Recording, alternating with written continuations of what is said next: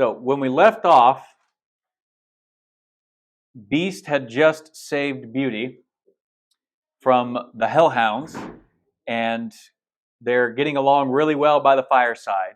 But we cut back to Gaston, who, much like the previous scene we saw him in, is there's a high back chair, but there's a fire, but he's not sitting in front of it. We can't see who's in the high backed chair, and we don't know who he's talking to until the camera pans to this guy. Does this guy look nice to you? No. He looks a lot like somebody I know. Someone from The Simpsons? Well, we don't know who he is, but Gaston starts talking and basically says, I want to trick Belle or force Belle into marrying me. And he tosses this guy a bunch of money. And LeFou says something stupid because he's a fool. And the narcissist threatens him. This guy, for a second, he looks at the money and he doesn't know how to respond. And he says, oh, I can't believe this. You're going to pay me to lock up Maurice, Belle's dad. And this is kind of where we find out he's the guy who runs the insane asylum. And he bows his head and then immediately reveals he loves the idea. Because what does he care? He's going to get paid. All crazy people are the same to him. So there's no compassion, no honesty about this guy. And so you can see why he partners with a narcissist and a fool.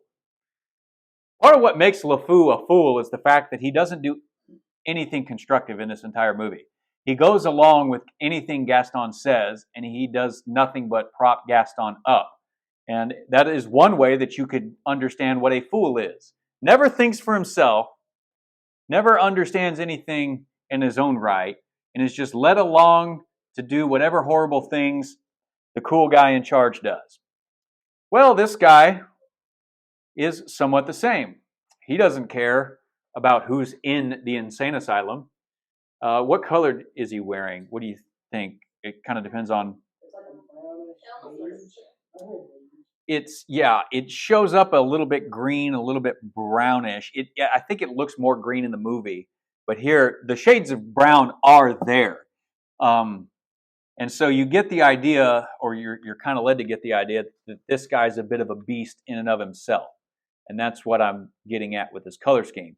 He's also a shade of green, which I talked about being the color of the magic system, but the greenish brown related to the beast and the monstrous side of manhood, green with the magic system. The plot's going to move forward, and his color scheme is going to connect him with Maurice in the magic system. Overall, in Disney movies, green is often a color of the villain.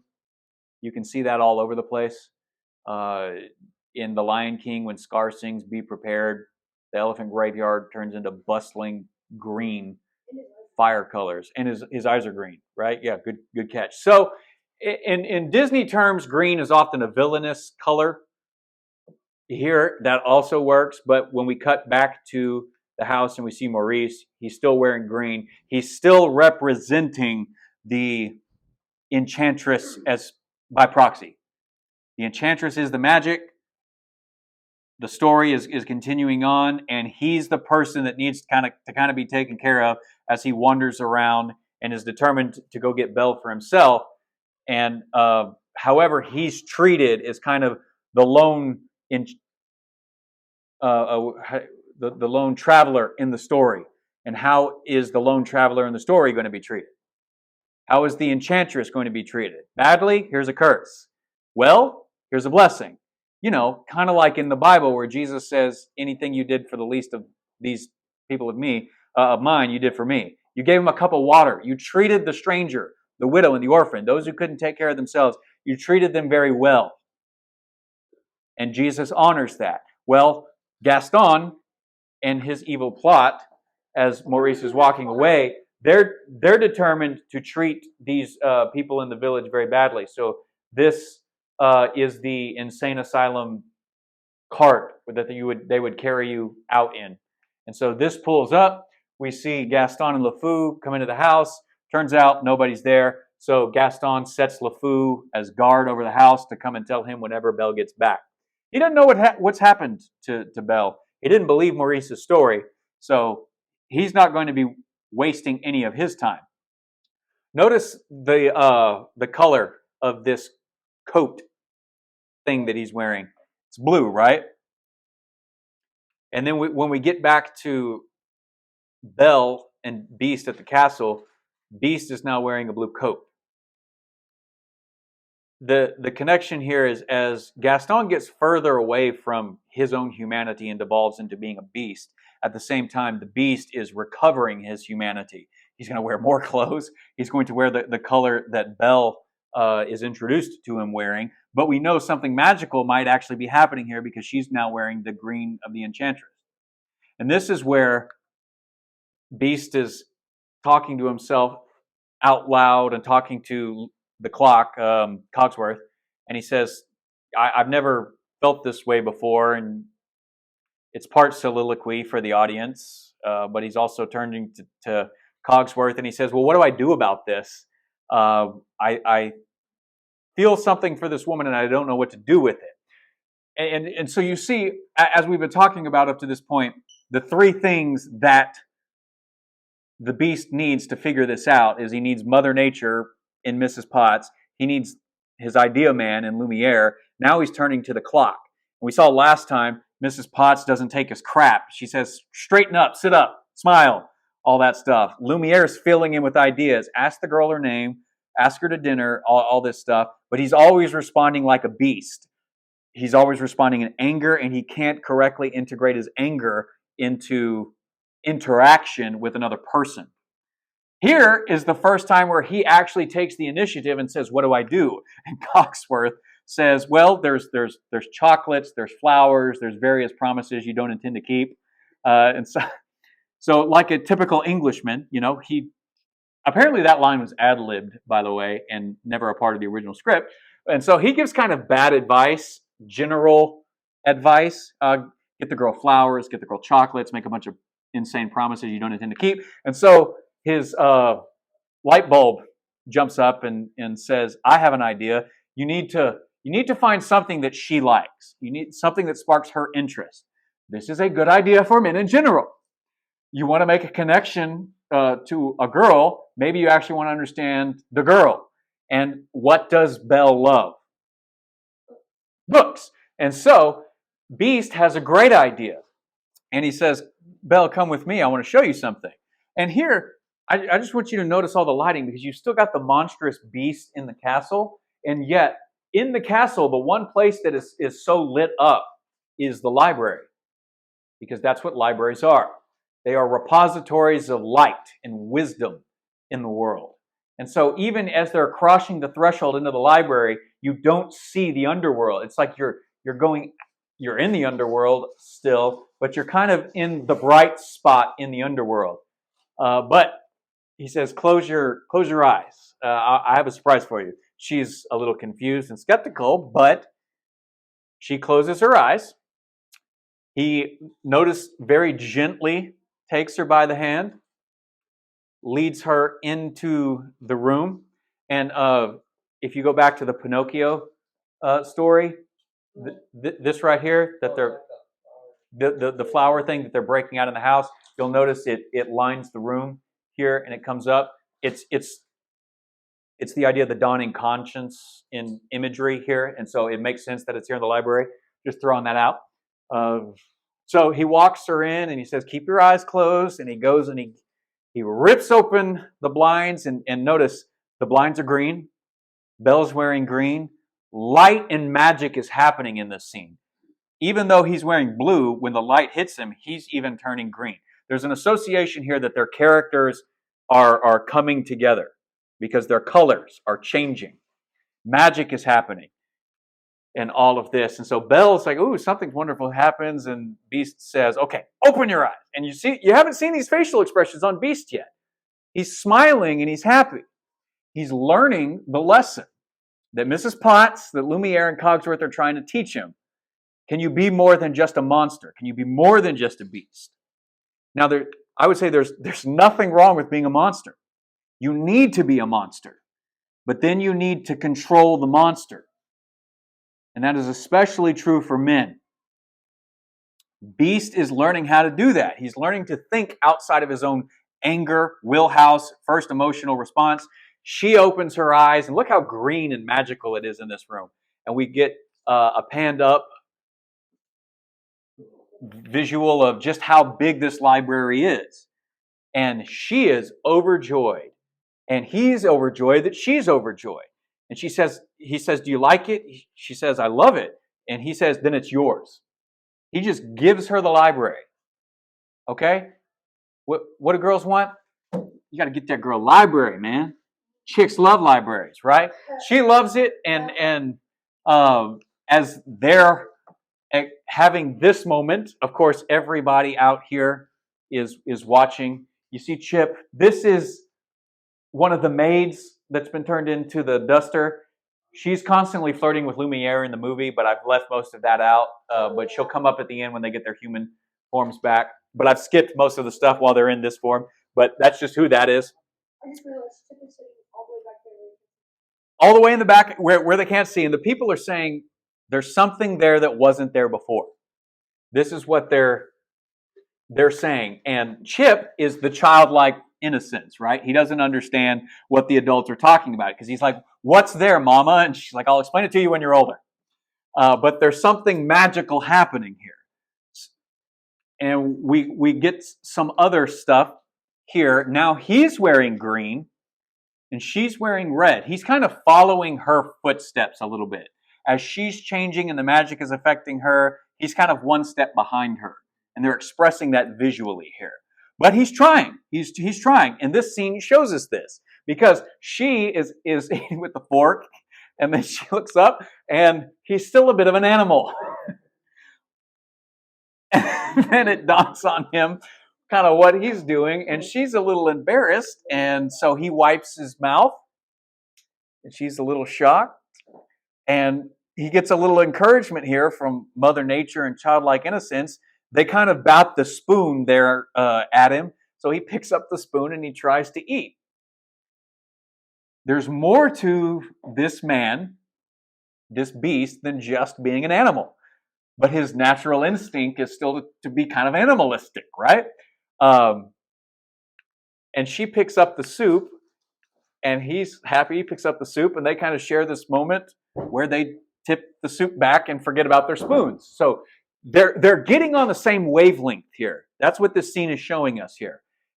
He kind of lays back on his lands back on his animalistic instincts, not thinking it through, not thinking about what he's doing. Then when he does, he makes an effort, he tries, and so she meets him where he's at, and they just pick it up and they forget the silverware and the politeness, and they just kind of drink their soup together. It's a nice, wonderful moment. He kind of drinks his videos.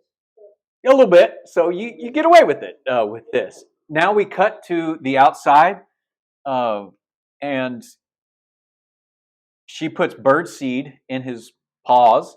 He hands them out, or he goes down to give it to the birds, and the birds just fly off. He kind of trots after them. And they're running away from him, so she helps him a little bit, and she takes some of the seed out of his paws and she's teaching him to let the animals come to them. Gentleness. This is the idea of taming a monster. Can this beast be more than just a beast? Can you boys be more than just lost boys? Animals who just wake up and fight, like we talked about with Peter Pan. Can you grow up and be more? And can you look at the world a little bit differently? These are all questions we should be asking ourselves as men, as our feminine image-bearing sisters, mothers, and hope maybe one day wives teach us to integrate other aspects. He's happy about this. He's overjoyed. The bird came to him, and look at this. They're just smiling and smirking, and he steals some glances at her, and then he looks away because, one, he doesn't know how to feel, and he's left with a little bit of doubt, like she can't really feel anything back from me, right? Is this just one-sided? Well, she starts walking away. She goes behind the tree, and she's a little bit flustered. Then she looks out, and what does she see? Oh, she tilts her head doing a little bit of attraction here as the birds come down to him. She's looking at him in a different light because he's showing more than just anger and rage. The birds fly off. He's very happy about it. Hey, what's that you're throwing in my bam? Right in the face. But how, and she laughs at him. What does he do? Does he get angry? No, he doesn't get angry. He goes for the playfulness. Because this is the thing. This is now turning into full-blown flirting here. He goes and makes a big old, but he's also a lot bigger. And while he's out there, and you kind of have to pay attention to this, it's not really about Cogsworth and Lumiere as they come up here. He gets this big thing. She's got a small snowball in her hand again. She throws and hits him in the face. He tosses his own ball up, and then it comes all down on him. So he's taking the full brunt of this. Oh, Mother Nature comes up and Cogsworth. So they're observing this, and they're continuing on saying there's something there that wasn't there before. They're running around chasing each other in the tree, around the tree, because that's what courting is. That's what dating is. You know, men don't like to chase women that won't be caught. Women don't like being chased by guys like Gaston, but they rather like being chased and caught by men who are more than just an empty narcissistic fool, but the monster, the beast that can be tamed. She'll allow herself to eventually be caught by that because that's what femininity, mature femininity, actually desires, whether women know it or not. Just as mature masculinity actually wants to be more than just anger and rage. Women can draw this kind of stuff out of men, but men can equally in turn draw it out of women. Fathers can draw it out of their daughters. It doesn't have to be purely romantic. Mothers can draw it out of their sons. But this is, of course, is romantic, and so we get a little bit of a fireside scene here. She's got a book in her hand. This is when they've come right out of the snow. He sits down and they read together, and they go on with their little scene. All of this is happening in like a 2-minute clip, you know. And this is where there's something there that wasn't there before. Chip's again asking, "Well, what's there, Mama?" And she's like, "I don't get it. What's going on?" I'll tell you later, you know. And then we really quickly cut to the Beast being bathed, being washed, and he's talking about the fact that he shouldn't have done it. So all of a sudden, Beast is in the bath, and it turns out he's saying, "I invited her to dinner. I don't know why I did it." But now he's saying, before he said you'll have dinner with me tonight and stuff, and he just commanded it, right? Now he's actually invited her to dinner, and she said yes. He's explaining all of this stuff, and they're talking about the fact that she could break the spell. They're running out of time. What's the worst that could happen? And as the Bannister is giving him the makeover, he says, "I look like an idiot. I look like a fool." But here's the thing, little piece of advice. It's better to look like a fool than to not try. He doesn't end up with this look, obviously, the iconic look of the Beast that we're going to get to in a second. But, you know, you ask a girl out, she actually says yes. Now you actually have to plan the date. Now you actually have to give some thought to it as a man. And now your anxiety's kicking in, and then you're second-guessing yourself, and you're wondering what's going on and what's happening. That's a part of life. That's okay. But being a man means you face it. You're gonna plan a date. You're gonna risk looking like a fool. But maybe things actually go well. You're gonna have good dates. You're gonna have bad dates, even with the same girl.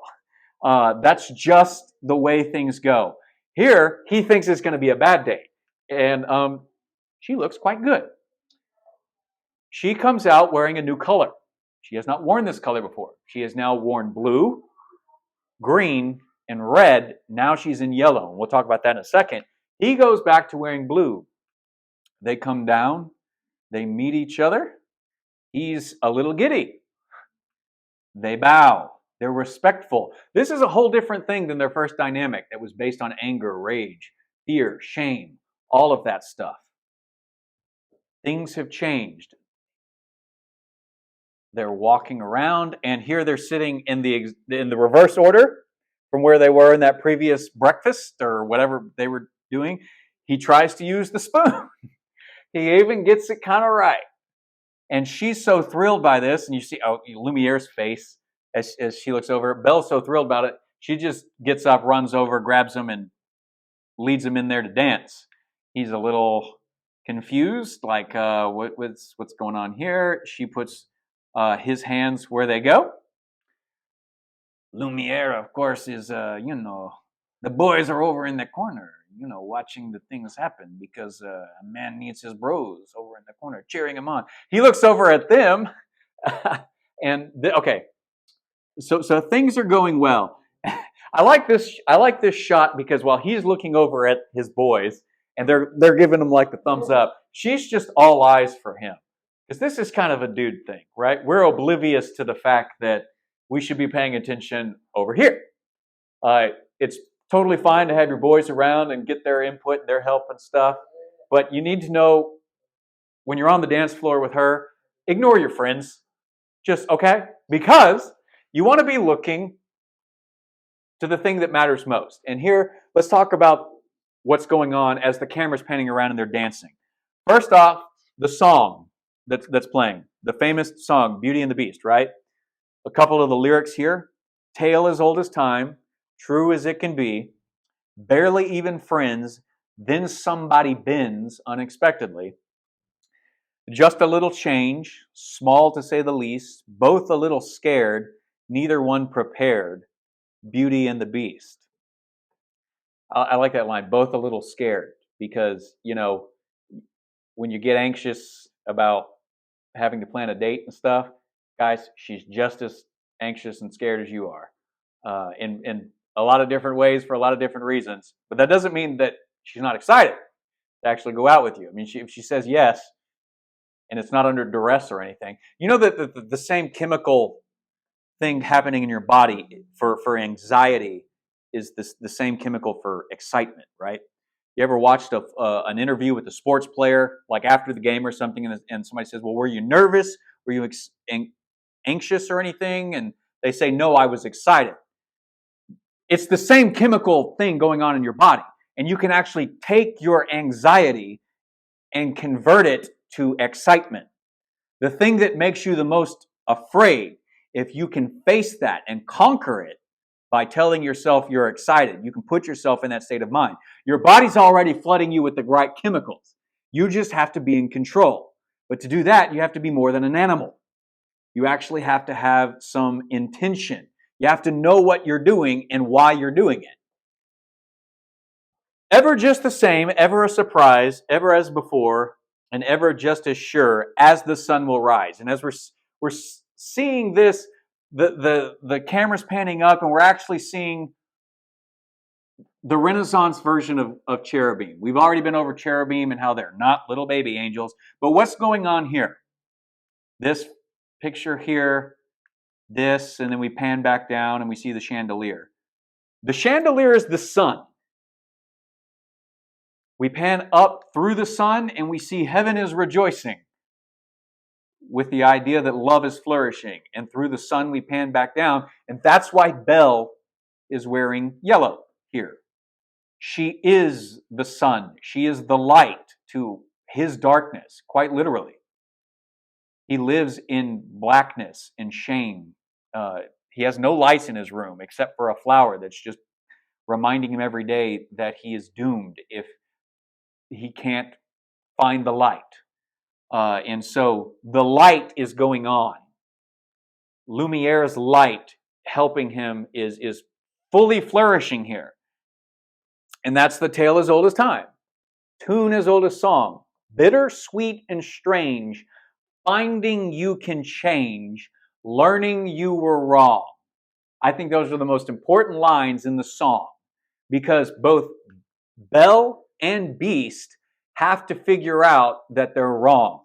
And we go from the sun and the heavens above to the nighttime heavens above. Heaven is on their side. Another form of describing the magic. But here you see the sun with a chandelier and bell, and the night sky blue with beast. So both representations of heaven are aligning here because our main characters are aligning here. And you can see that when she actually nuzzles up to him, and he is over thrilled, as are the boys. Certain as the sun rising in the east, tale as old as time, song as old as rhyme, Beauty and the Beast, because that's what all God-given relationships are. All men are beasts, all women are beauties, but for some reason, they actually pay attention to us somewhere down the line. If you're not only strong enough to fight off the hellhounds, but as the Latin phrase at the beginning said, vincit qui se vincent, if you can actually conquer yourself. He conquers who conquers himself. That is what Beast is learning to do. You want to make yourself attractive and irresistible to a woman? Be able to actually rule over yourself. That's the goal. That's the secret here. So as they're cheering, they get done with the dance, the song ends, and they go out into the heavens. They celebrate under the peace of the night sky. They're a little awkward here, and so will you be. You'll be awkward. You'll be awkward when you get married. You know, you're saying "I do" is not a magical solution to the fact that every time you go through new circumstances and situations, even with somebody you love and really care about, it's still awkward. Beast tries to engage Belle, and she kind of turns away, and he says, "You know, what is it?" And she just says, "I miss my father." And he's kind of surprised by this, and she shares something vulnerable. Lumiere's not out here, but this is how you know he's integrating what they're teaching him. He's learning the lessons. He has an idea all on his own. Come with me. He takes her to his bedroom where he's got the mirror, and he tells her about the mirror. He says, "This is a magic mirror. It'll show you whomever you want. Just speak to the mirror." She says, "Show me my father."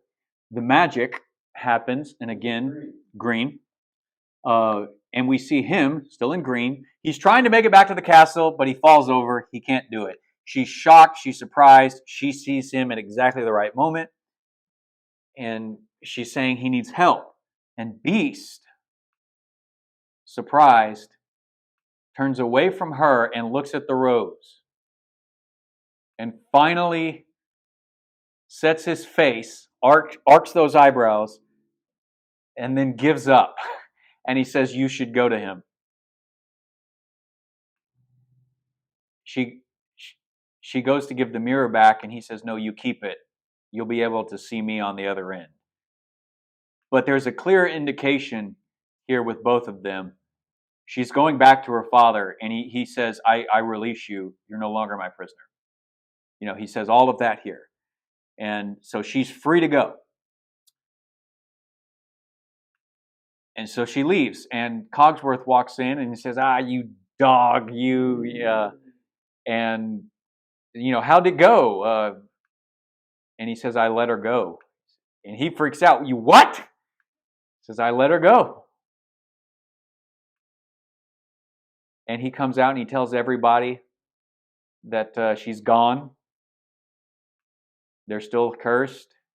And he watches her go, and he cries out to the heavens. You know, the monster comes out, but it's not a monster filled with rage. It's the beast filled. His beastliness is being expressed for a better reason. Hurt and pain because he did the right thing. And unfortunately, in this life, no matter what we do, you can do the right thing and you can still be the one who loses and are in pain because of it. And that is okay. That is not weakness. That is just life. And that's also how God actually, in the scriptures, overcomes evil. She's back to wearing blue. She leaves. She finds her father, and all of this moves really quickly. And she gets him back to the house. And here, you just have to note this. the two hands sticking out, that's Lumiere. Okay? So he finds out she's, yeah, probably some frostbite there. You see them walking up the stairs. He says, okay, I got to go tell Gaston. They're back to inside the house. And he says, how did you get away? How did you find me? And she says, oh, I didn't get away. He let me go. And she starts saying, well, he's not what we thought. But here she's saying, no, we were wrong. He's not like that. She hears a noise and she's like, what's that? Turns out Chip was a stowaway in her bag. And as Chip's coming out and she finds that there's a knock at the door, it's a very, very evil dude. And he says, hey, we're here for your father. He needs our help. The wagon is back, but this time you have the sheeple. And she, of course, starts yelling, my father's not crazy and stuff. And all the while, where do we see Gaston in these pictures? In the shadows. Exactly the first shot that we saw him win. He was underneath the shadows because that's what he's doing here. He's controlling everything. He's a mastermind. Narcissists always think that they're in control and stuff. Well, he actually kind of is. He's in control of all these sheeple, because sheeple are people who can't control themselves. Maurice comes out, and they basically, the fool is doing all the talking here. LeFou basically says, tell us again what that beast was like, and Maurice starts explaining it to him, and he sounds crazy if you don't know who the beast is and you haven't seen him. So they take him, and they're about ready to haul him off. And this is where Gaston basically comes out right and says, I can do something to help your father. And Belle says, really? Yeah, I can, if you marry me. And she says no, because she's not an idiot. And good for him. But you can't tell a narcissist no. You exist at their whim and their pleasure. So he completely writes her off, and he says, fine, your father can rot for all I care. So he doesn't care about her.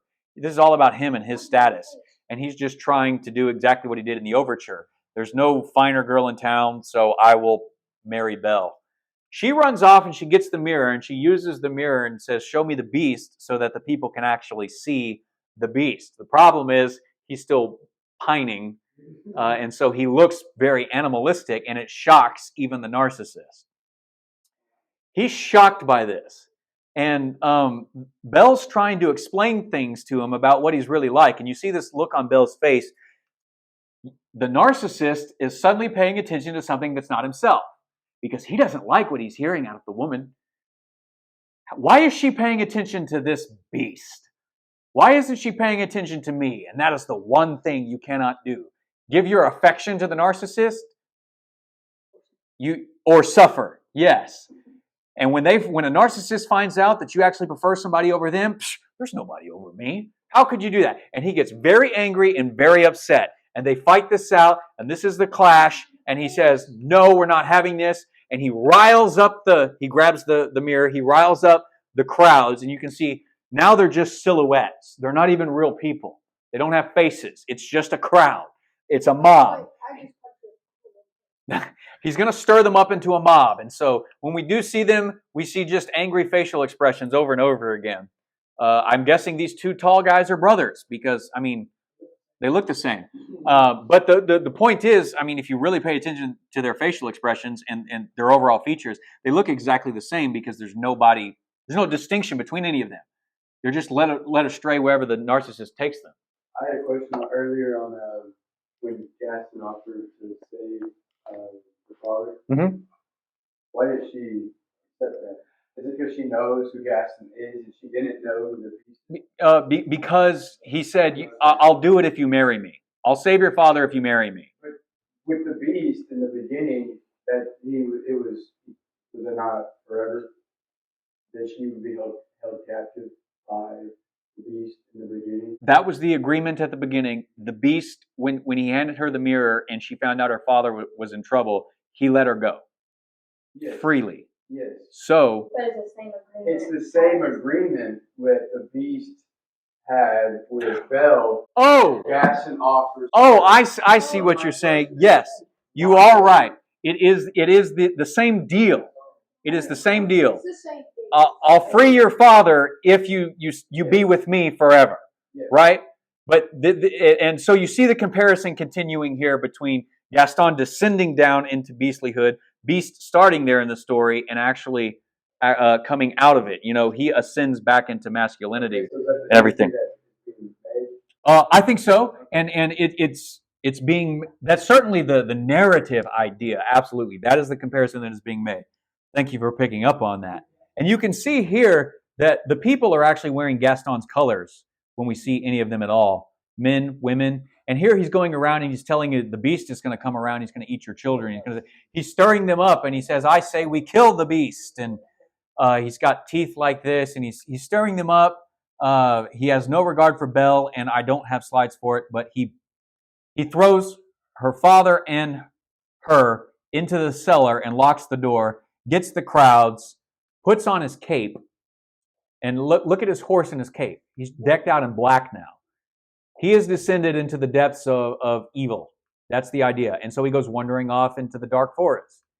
And I mean, the magic is affecting him, you could say. And it's showing that he's just an animal. And the people just follow along behind him because they're sheeple. They march all the way up to the castle. No idea how they know the castle whereabouts, but they do. He bangs on the door. We'll skip all of this, but basically the house tells the beast, hey, people are coming, we have to fight. And he doesn't do anything, so they go out to fight them. So they're in France, so you get a Napoleon jibe here. And then as they're fighting, we cut back to Belle and her dad in the basement, and Chip uses the machine that we've seen to break down the cellar door and get him out. Because that's what you're going to have to have. You're going to have the clock, the teapot, the candlestick, and yes, the axe with a chip in it, or the cup with the chip in it, to help you get there in the end. So that's what we get. While all the fighting is going on, and now Belle is free to get to the castle, Beast is just in his room. He's just pining. And in comes Gaston. For Beast is now in a state of hopelessness. He doesn't think that anything can be done. So when Gaston comes in, points the arrow at him, he doesn't do anything. All that anger and all that rage that he had when people were barging into his home that we saw 2 weeks ago, that is not there anymore. He's not responding in anger, but he's also not responding at all. And that's kind of what depression often is sometimes. When you're sad and when you're depressed, sometimes you actually feel sad. Sometimes you just don't feel anything. And numbness is often more of an expression of depression. Here, he's just kind of numb, and he knows he's being attacked, but he just turns away. But it's hard not to react when you get shot. So he reacts, but instead of attacking back, Gaston comes up and throws him out of the window. He takes him over to the ledge, and he kicks him off the side, or about to kick him off the side of the ledge, but he hangs on. But as he's hanging on, and he still looks up, and he's still not fighting back, and Gaston says, "Fight back, come on!" And he gives up until the thing he has to fight for actually comes back. And when he sees Belle, that she came back of her own free will, he does not know the circumstances. He does not know why these people are here. He doesn't know how they found him. He doesn't know any of that. And he's not willing to fight in his anger and rage and stuff because of what he doesn't know. But the second she comes back, he's willing to fight for what he does know. He's about to be clobbered over the head, but he stands back up, and this surprises the narcissist, because the narcissist is never actually expecting to be challenged. And so they fight it out in the rain, and they're slipping around, and as Gaston slips down here, the beast goes and he runs off a little bit, and when Gaston climbs back up and he grabs his club, he hits this gargoyle, and then he realizes, oh, that's a stone, and then he looks and he sees all these other animals. Stone animals and gargoyle things, and as he's walking by, we see the exact opposite silhouette of our first introduction to the beast when Maurice showed up in the castle to begin with. It's the exact mirror image, because it's literally left to right where before it was right to left. Now he's actually integrating his rage, his anger, to a worthwhile position. He's fighting for something that's worth fighting for here. He's not fully given up. He has a reason. And he surprises Gaston. They continue to fight it out. And you see the arched eyebrows on Gaston and the arched eyebrows for the beast. But Gaston is fighting for his own vanity. And that is never going to achieve victory when somebody's actually fighting for someone else. Because nobody fights as hard for themselves compared to somebody who fights for somebody else. So he knocks the baton thing away. He lifts him up and is just about to drop him, and Gaston begs for mercy while he's hanging over a cliff here. And this is a mirror image of when Maurice almost ran off the mountainside over the pit.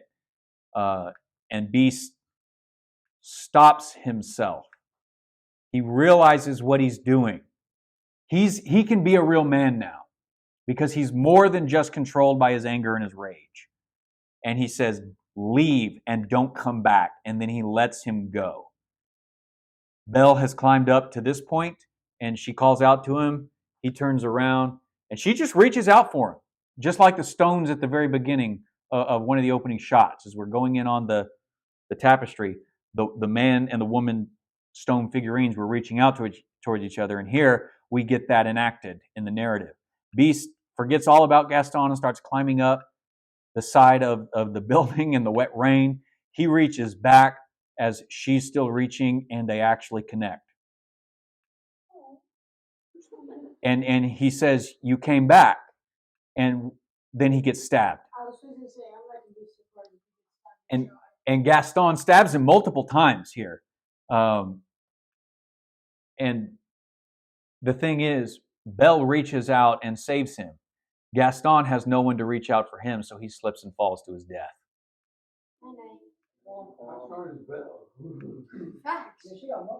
So that's the thing. If you live your life alone, you will die alone. And sometimes to survive, you're going to need the type of relationships where people actually reach back to you. We're running low on time, so let me try and finish this here. He's dying. He is bleeding out.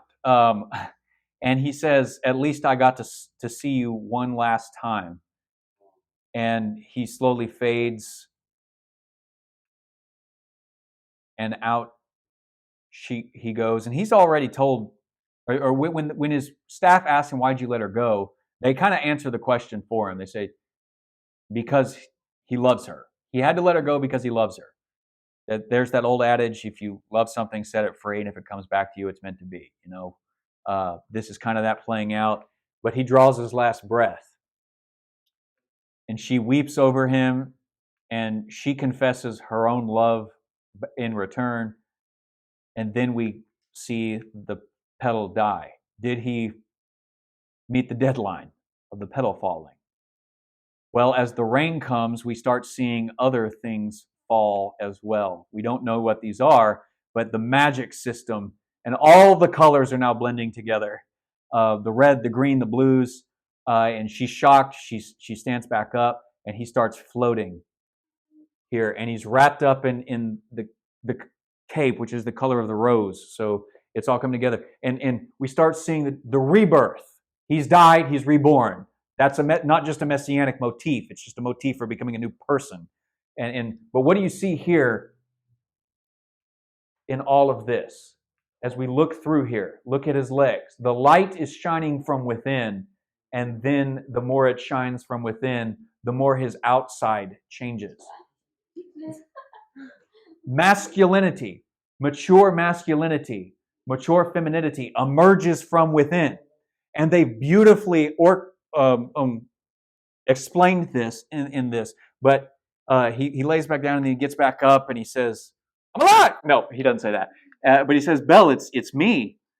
And she looks at him with that same face she looked at the picture and the painting. Remember, she doesn't have to be told all of this. She puts things together because she's an intelligent woman. But she looks into his eyes. And that's when she realizes it is the same person. Because Belle looks beyond the physical. His outward physical appearance changes, and she immediately looks deeper into his soul and his being to figure out he hasn't really changed. except for the better, because that's what he's been doing this entire time. Anyways, they mac, and and the real magic starts taking place, and the curse is broken. The fireworks start going off, and we start seeing everything is restored. Life, in the underworld, is reversed. Life out of death, and we see Lumiere and everybody start coming out, and these are their human forms. And Beast is Prince Adam, as I mentioned last week. He's overjoyed by all of this. He calls them all by name. He wraps them up in a hug. He's not the same person he was before, and we can see this playing out. Heaven and earth are now meeting and melding. Once again, they're wearing the exact same colors. The Beauty and the Beast song is playing again in the background. By the way, Lumiere is not the only one who's, got a girlfriend. And so as the dustbin has retained her human form, or regained her human form, and he goes after it, he gets Cogsworth blocked. So he gets stopped by the clock. They argue about who actually achieved it and whose idea it was to get these two together. And Chip says, are they going to live happily ever after, Mama? And she says, of course. And they dance, and it's the exact same dance, by the way, from Sleeping Beauty, because they ran out of budget. And so they really just overlaid the exact dance scene at the end of Sleeping Beauty. Here at Beauty and the Beast, it turns back into the stained glass from the fairy tale that entered us into the story. We back up. We see the magic. We see the rose and all the stuff. And so now you see two people in the center. And before it was just one. It was just the prince. Good catch there, Casey. Now with two people in the center, you actually see all the people around Cogsworth, Lumiere, Mrs. Potts, her child, that's the maid, all the roses and stuff. Life centers around coupling and family. That's kind of the portrait here. Healthy society, that thing that we're gradually losing here in America. It centers around healthy coupling. And healthy coupling is not man and man or woman and woman. It is man and woman.